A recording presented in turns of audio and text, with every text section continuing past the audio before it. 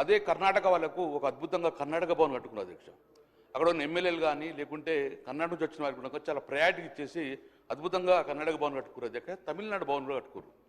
So నేను request చేస్తున్న తెలంగాణ భవన్ కూడా అద్భుతంగా తిరుమల తిరుపతి వాసులో పద్మావతి ఏరియాలో కట్టాలని చెప్పుకుంటూ తద్వారా మనకు అకామిడేషన్తో పాటు ప్రయారిటీ ఉంటుంది అధ్యక్ష. తర్వాత అధ్యక్ష గౌరవ కేసీఆర్ ముఖ్యమంత్రి ఉన్నప్పుడు ముఖ్యంగా తిరుమలతో పాటు శబరిమల కూడా చాలా పవిత్రమైన ప్రాంతం కాబట్టి శబరిమల కూడా మన తెలంగాణ బాగుండాలని చెప్పేసి అప్పుడున్న కేసీఆర్ ముఖ్యమంత్రి మమ్మల్ని పంపడం వల్ల డెలిగేషన్ అక్కడ 5 ఎకరాల భూమిలో మనము చూచుకున్నాం అధ్యక్ష. ఆ గవర్నమెంట్ కేటాయించింది 5 ఎకరాల భూమి. సో వెనువెంటనే ఈ ప్రభుత్వము స్పందించి ఆ 5 ఎకరాల భూమిలో శబరిమల కూడా తెలంగాణ భవనం కట్టాలని చెప్పి తద్వారా తెలంగాణ ప్రాంత భక్తులకు కూడా ఎలాంటి ఇబ్బంది కాకుండా చూదని చెప్పి గౌరవ ముఖ్యమంత్రి గారు దాన్ని స్టేట్మెంట్ ఇవ్వాలని చెప్పి నేను రిక్వెస్ట్ చేసిన అధ్యక్ష.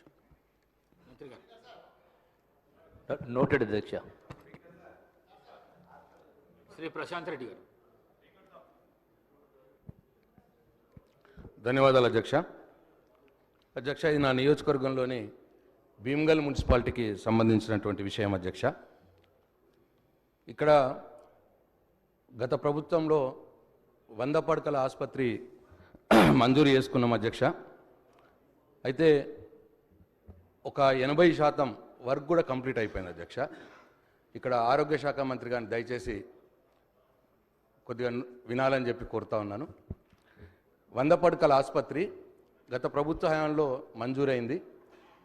అప్పుడే ఒక 80% వర్క్ కంప్లీట్ అయిపోయింది. అయితే ఈ హాస్పిటల్కు స్టాఫ్ అలాట్మెంట్ కూడా జరిగింది అధ్యక్ష. ఈ 2 years నుంచి అధ్యక్ష పనులు జరగట్లేదు. అయితే 30 కోట్లు ఇప్పటికే ఖర్చు పెట్టబడింది. 35 కోట్లతో మంజూరు అయితే 30 కోట్లు ఖర్చు పెట్టబడింది. ఇంకొక 5 కోట్లు అంటే పాత ఖర్చు పెట్టిన దాంట్లో బిల్స్ ఇవ్వడం, ఇంకొక 5 కోట్లు దానికి విడుదల చేస్తే అది కంప్లీట్ అయిపోతుంది. ఎందుకంటే 2 years నుంచి స్టాఫ్ కూడా ఎక్కడెక్కడ వేరే హాస్పిటల్స్లో పనిచేస్తూ ఉన్నారు. దయచేసి ఆ కాంట్రాక్టర్ని అడుగుతానేమో కొద్దిగా నాకు బిల్స్ రావట్లేదు, ఇబ్బందిగా ఉన్నది అని చెప్పి పనులు జరగట్లేదు. దయచేసి ఈ విషయంలో దృష్టి సారించాలని నేను ఆరోగ్య శాఖ మంత్రి గారిని కోరుతా ఉన్నాను. ఇది నా నియోజకవర్గంలో ఒకటే హాస్పిటల్, ఇంకొకటి చిన్నది నియోజకవర్గంలో ఒకటే హాస్పిటల్ ఉంది కాబట్టి దీన్ని కంప్లీట్ చేయాల్సిందిగా తమరి ద్వారా ఆరోగ్య శాఖ మంత్రి గారిని నేను కోరుతా ఉన్నాను. అట్లనే సేమ్ భూమ్గల్ మున్సిపాలిటీలో అధ్యక్ష ఈ integrated veg and non veg market కూడా అప్పుడు మంజూరు చేసుకోవడం జరిగింది 3.5 కోట్లతోటి. దీంట్లో కూడా ఒక 2.5 కోట్ల వర్క్స్ కంప్లీట్ అయిపోయినాయి. ఇంకొక ₹1 కోటి వర్క్ మిగిలి ఉంది. అది కూడా కాంట్రాక్టర్ పాపం 60 లక్షలు 70 లక్షలు బిల్ రావాలి అని చెప్పి అది ఆపినాడు.